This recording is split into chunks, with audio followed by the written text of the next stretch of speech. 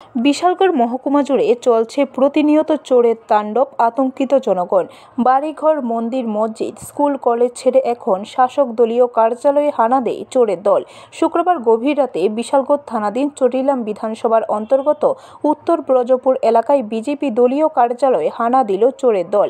BJP কার্যালয়ে হানা দিয়ে চোরের দল টিভি সহ প্রয়োজনীয় আসবাবপত্র চুরি করে নিয়ে যায়। শনিবার সকালে বিজেপি দলীয় কর্মীরা কার্যালয়ে এসে দেখতে পায় দরজা তালা ভাঙা অবস্থায় মাটিতে পড়ে রয়েছে। কার্যালয়ে প্রবেশ করে দেখতে পায় দলীয় কার্যালয়ে চুরির ঘটনা। খবর দেওয়া হলো বিশালগড় থানায়। ঘটনার খবর পেয়ে ছুটে যায় পুলিশ। এদিকে শাসকের ঘরে চুরির ঘটনা খবর ছড়িয়ে পড়তে গোটা এলাকায় আতঙ্ক ছড়িয়ে পড়ে। কেননা চোরের দল সাহস করে শাসকের ঘরে হানা দিয়ে চুরির কাণ্ড সংঘটিত করেছে। তাহলে সাধারণ মানুষের বাড়িতে চুরি করা সাধারণ বিষয়। প্রতিনিয়ত রাস্তার পাশে সোলার লাইটের ব্যাটারি সহ সমস্ত কিছু চুরি করে নিয়ে যাচ্ছে চোরের দল উত্তর ব্রজপুর এলাকায়। তবে দলীয় কর্মীদের দাবি, এই সমস্ত চুরির ঘটনার সাথে নেশায় আসক্ত যুবকরা জড়িত। বিশালগড় মহকুমা জুড়ে বিভিন্ন নেশায় আসক্ত যুবকরা আনাচে কানাচে অলিগলি ঘোরাফেরা করে প্রতিনিয়ত।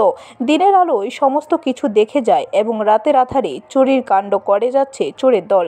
তবে সমাজে সচেতন মহলের বক্তব্য, যতক্ষণ না পর্যন্ত রাজ্যে নেশার রমরমা বাণিজ্য বন্ধ হচ্ছে ততক্ষণ পর্যন্ত এই সমস্ত অসামাজিক কার্যকলাপ কোনোভাবে বন্ধ করা সম্ভব নয়।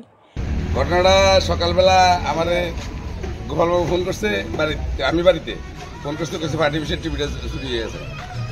এরপরে আইলাম, একটু পরে আইয়া দেখলাম যে দরজাটা খোলা, টিভিটা নাই। এরপরে থানায় খবর দিলাম। না সন্দেহকার হইব, আর অনেকদিন যাবত এইভাবেই আছে।